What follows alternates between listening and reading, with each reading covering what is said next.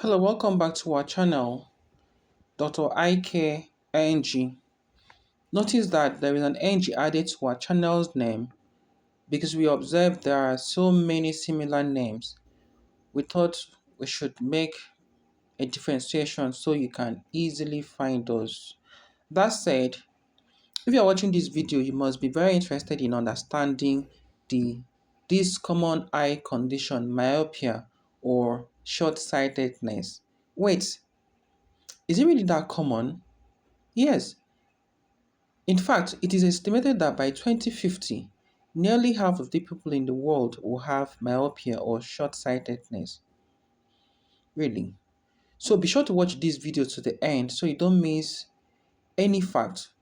If you are new to this channel, please subscribe and ding the notification bell so you don't miss any of our videos. Like and share this video and leave a comment down below. What exactly is myopia? Myopia is a common eye condition in which close objects look clear but far objects look blurry. The word myopia is the medical term for nearsightedness. So we are going to use those two words interchangeably, myopia or nearsightedness. They basically mean the same thing.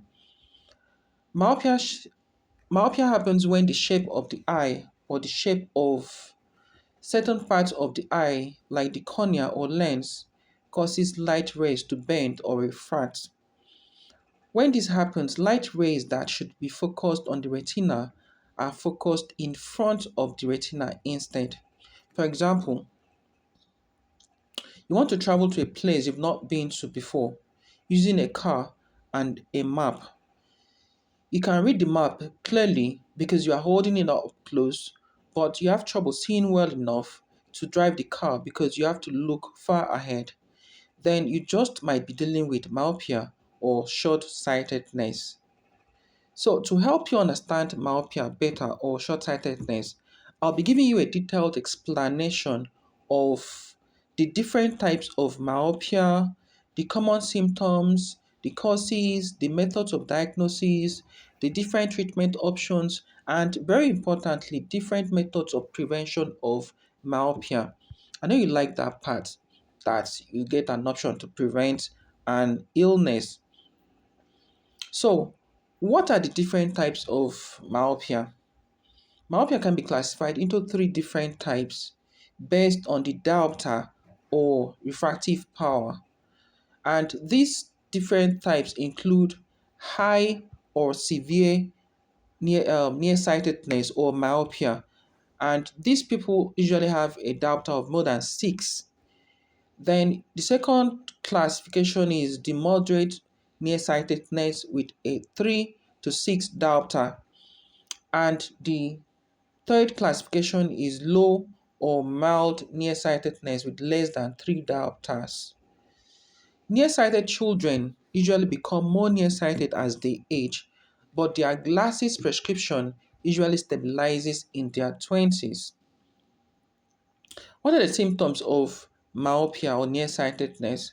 Some of the symptoms, the common symptoms of myopia include eye strain, headaches, squinting to see properly, and difficulty seeing objects far away, such as road signs or a blackboard at school.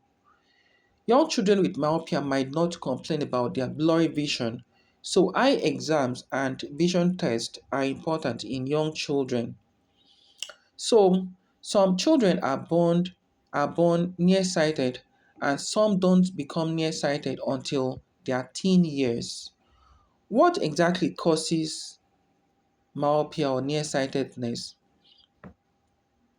Okay, for you to understand what causes myopia or nearsightedness, I have to explain how you see to you. So, for you to see clearly, light rays must travel through the front layers of the eye, that's the cornea and the lens. Okay, the cornea and the lens work together to bend the light so it lands at the back layer of the eye, that's on the retina. Okay, then the retina then sends a signal to your brain that allows you to see. That's what happens normally. However, with nearsightedness or myopia, the shape of your eye prevents light from bending properly so that light is aimed in front of your retina instead of on your retina. What that simply means is that when the eye is normal, there is no myopia, no short sightedness. The light enters the eye, passes through the cornea and the lens. These two structures in the eye bend the light, and the light focuses directly on the retina. Okay, but in nearsightedness, there is something wrong with either the cornea or the lens or the lens of the eye from front to back, which causes it to focus object in front of the retina, not on the retina. Okay. For example, the cornea at the front of your eye may be too steeply curved, or your eye may be longer front to back than normal. In either case, the light rays fall short of the retina. And when light is not focused on the retina, it should be, as it should be, your vision is blurry. What are the risk factors of nearsightedness? If a parent is nearsighted, there is a greater chance that their child will also be nearsighted. But a parent doesn't need to be nearsighted for their child to be nearsighted. Doctors still don't completely understand why people are nearsighted. There are likely many factors involved, and genetics is only one part of it. Nearsightedness is often discovered in children when they are between ages 8 and 12 years old. During the teenage years, when the body grows rapidly, myopia may become worse. But between the ages of 20 and 40, there is usually little change. Too much time spent indoors increases a child's risk for nearsightedness, and studies have shown that more time outdoors in natural light reduces a child's risk of nearsightedness. So, what are the long term complications of nearsightedness?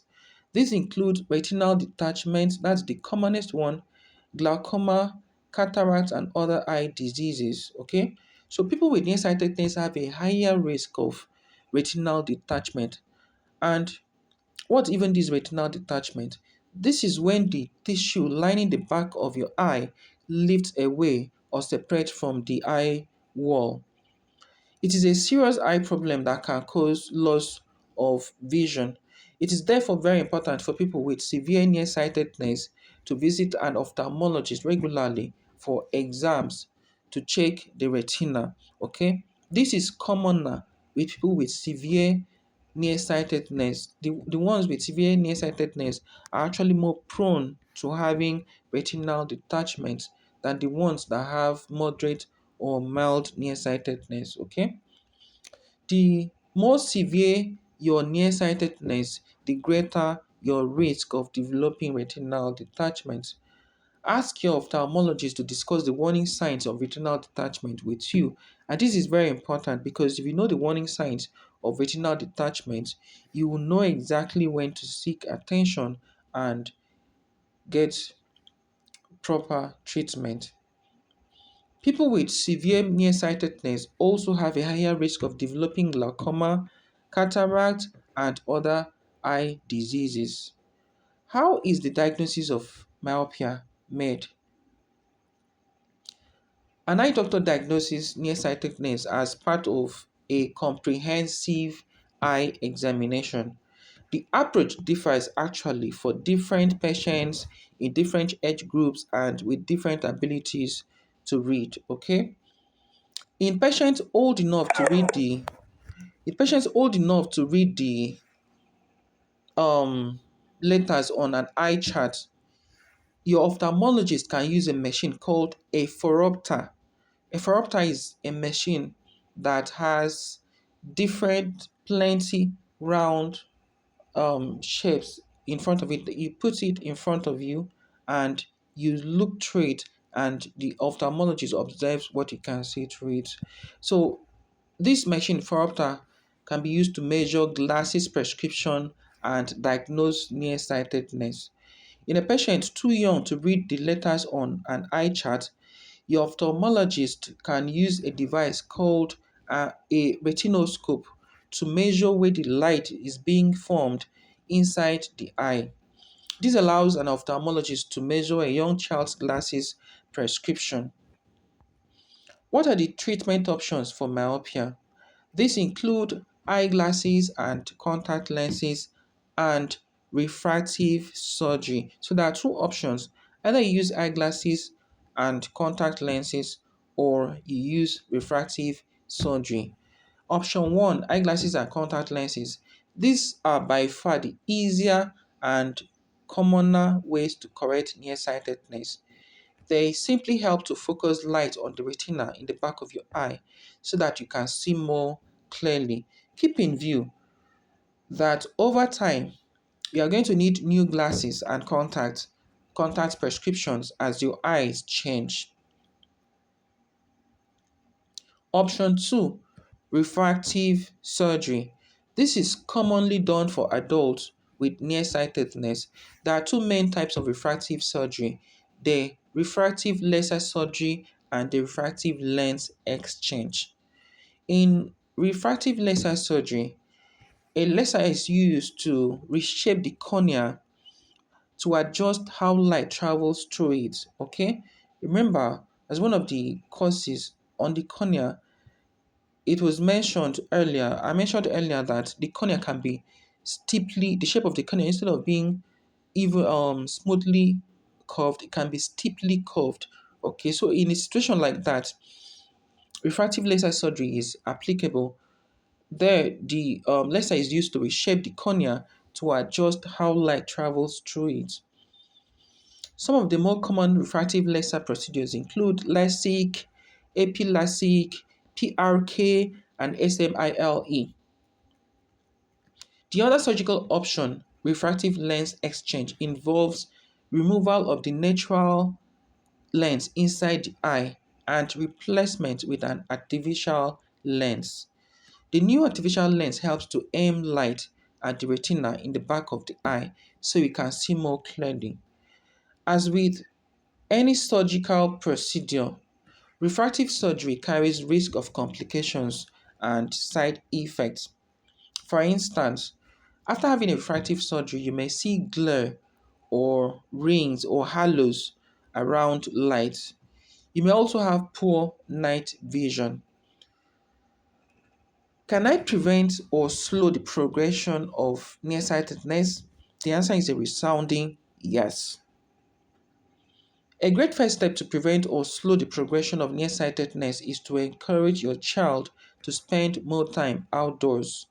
Balancing indoor time with outdoor time is beneficial for a child's health and well being. Outdoor time is protective against nearsightedness and a good prescription for eye health. The other measures to prevent or slow the progression of myopia include autokeratology or auto-K, atropine eye drops in low dose, and peripheral defocus contact lens. Those are special contact lenses, okay? First, autokeratology or auto-K. This method uses hard contact lenses to temporarily flatten the cornea and reduce nearsightedness. Patients must sleep in hard contact lenses every night. It is important to note that there is a risk of serious vision threatening eye infections with autokeratology. The second option is atropine eye drops. Daily use of low dose atropine eye drops slows the progression of nearsightedness in children and teenagers. The drops are placed in each eye at bedtime and for several years. These drops keep the eye from lengthening too much because nearsightedness worsens as the eye grows longer.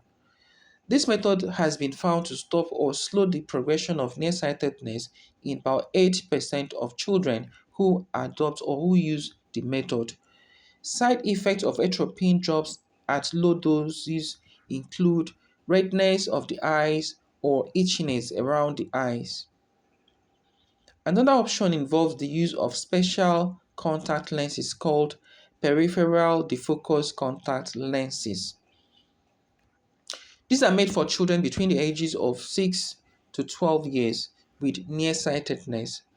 These lenses are designed to have different areas of focus. Okay? They look a dartboard, like a dartboard. You know the game that you throw an arrow onto a board and try to aim at the innermost circle on that board. That's that. Okay? So these special contact lenses called the peripheral defocus contact lenses actually look like that. They look like a dartboard. Okay? Which they have multiple circles inside of each other.